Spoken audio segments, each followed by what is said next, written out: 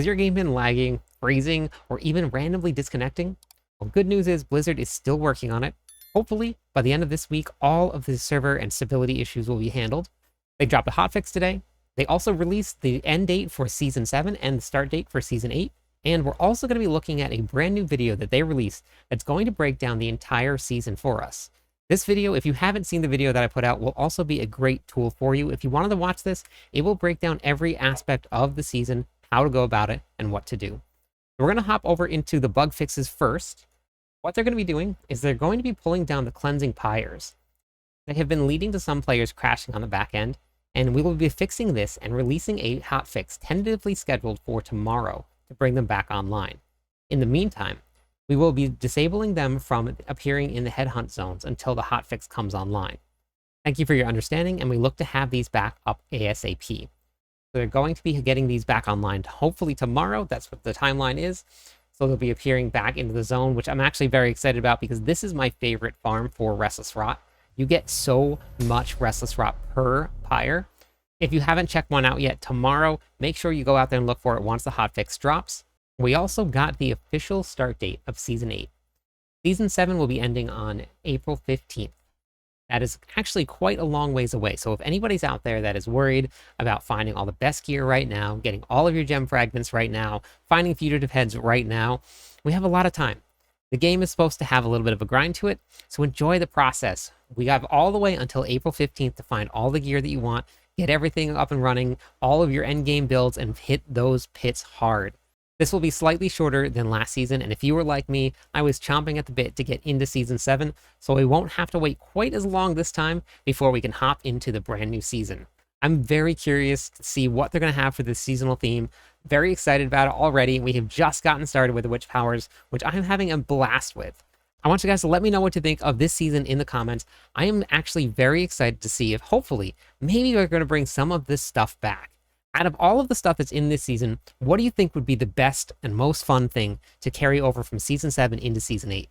A lot of the best seasonal powers from Season 2, the vampiric season, have already ended up on aspects that have been transferred from Season 2 into the current game. So if they did something like that with this, I would absolutely love to see something like the additional pet from the poison frog, or maybe Firebat stay. Something like that would be a lot of fun to tie into a season, especially if this is your very first season, this is your first taste of Diablo 4, have that little bit of nostalgia coming back from your very first season of the game. The last thing that we're going to talk about today, Blizzard dropped an entire brand new video. The Armory, new powers, they break down the whole entire season. I don't remember any video going out like this after the start of any of the other seasons. If this is something they're going to continue doing, I think it's a great idea. It gives everybody a chance to hop in and play, and then once they have all these questions, they drop a nice how-to video breaking down the season completely. Now, if you haven't seen it yet, I broke down the whole entire season with a spreadsheet and all. I'll have the link for that video in the description of this one here, so make sure you check that out. Let's check out the full video and the breakdown of this if you guys have not seen this yet. Today we're talking about the highly anticipated Armory feature, Witchcraft powers, new occult gems, and more, launching with Season of Witchcraft. I got my PIC, Marcus Kretz, with me here today. Hey everybody. Now there won't be any major story spoilers in this video, but basically dozens of heads are missing from the Tree of Whispers, and it's your job to find out just what's going on. The Witches of Hawazar appreciate the help and in turn teach you Witchcraft. There are 25 different Witchcraft powers to unlock. We'll cover some later on in this video, but for my Diablo 3 people out there, I just want to say welcome back, you're in NATO. Oh, how we've missed you. To unlock and upgrade these Witchcraft powers, players will need to earn the seasonal currency called Restless Rot. You can find Restless Rot by doing headhunts on your map. They are zones highlighted in this darker, swampy color, kind of similar to Helltides. While you're in these areas, it's your job to hunt down head-rotten enemies. The head-rotten are abominations created from the influence of the Stolen Heads. Ugh. These head-rotten enemies will be your main source for gaining Restless Rot. And these enemies come in multiple forms, across 10 monster families, from elites to unique elites, and even headed bosses. Remember, you're tracking down and hunting these rogue monstrosities, so make sure to investigate everything by clicking on corrupted roots, a pyre, or by even following some wildlife around. It just might lead you to some more head-rotten. One thing to note, completing seasonal quests and whispers earns you a reputation called Coven's Favor, as the reputation board is making a comeback. Here you can earn more gold and loot, unlock more seasonal quests, and even get some bigger rewards. like uniques, ancestral items, and a resplendent spark. The reputation board is located in the Tree of Whispers area. It's also per character, so feel free to earn those rewards again and again on alts. But the Witchcraft powers are account-wide, so this should make playing multiple characters for the season feel really great. Yeah, and headhunt zones are really fun to level up in. Remember, in seasonal mode, you don't have to complete the entire campaign to access the content. Just complete the seasonal intro quest and hop right into the action from the start. The head is inside. Quickly, we have to cut it out. We also added some all-new whispers to headhunt areas, and finishing any whisper in these zones has a chance to spawn a head-rotten boss, which is great because they'll drop that seasonal currency we talked about. And since you'll be completing more whispers than ever before, we added a way to turn them in out in the field. Just open up your map, head to the Raven of the Tree by going to this icon in headhunt zones, and he'll gladly exchange your grim favors for caches of loot. But if you do decide to head over to the tree, you'll notice we spruced up the area a bit by changing the layout, adding in vendors, and making the waypoint even closer for faster turn-ins. When turning in your favors, pay close attention to the reward caches now, because this season you have a chance to find an ancestral cache, which guarantees you an ancestral item upon opening. To unlock most of your Witchcraft powers, head to the Tree of Whispers area and find the Altars of Witchcraft. This is where you spend your Coven's favor to purchase powers. Although some powers, known as Lost Witchcraft, are only found from Forgotten Altars, hidden in dungeons. Once unlocked, you can level up your powers directly from your inventory screen. Click on the Witchcraft tab, hover over the power you'd like to level up with Restless Rot, and click on the corresponding button listed here. Like Bloodshed mentioned earlier, there are 25 different Witchcraft powers to unlock, 21 normal and 4 unique. On your character, you can equip 5 normal Witchcraft powers and 1 unique at the same time, opening up tons of different options. Also, there is no cost to swapping in different ones and changing up your powers. We want you to have fun and experiment with different setups. Here's a few of the Witchcraft powers to get you hyped. Pyrenado, like we mentioned earlier, is amazing for grouping up enemies, and as you level it up, it will start to seek out monsters on its own. If you're not into piranhas, try out Fire Bats. They attack your enemies with multi-hit fire damage, and as you level them up, they can even stun targets. Soul Harvest makes its devilish return to Sanctuary. Every time you use a cooldown, you gain 1% primary core stat per surrounding enemy. The bonus you receive lasts longer the more you level it up. Doom Orb circles your character and damages enemies it comes into contact with, but sometimes the little guy gets impatient and seeks out enemies on its own.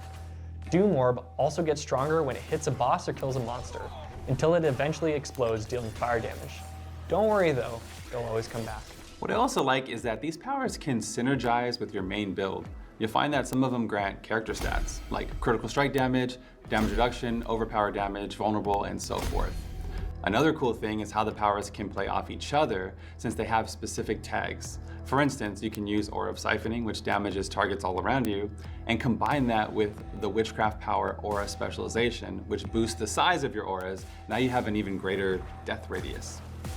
You can take it a step further and add in the power Shaken Soul, which allows Psyche and Growth and Decay spells the ability to make your targets vulnerable.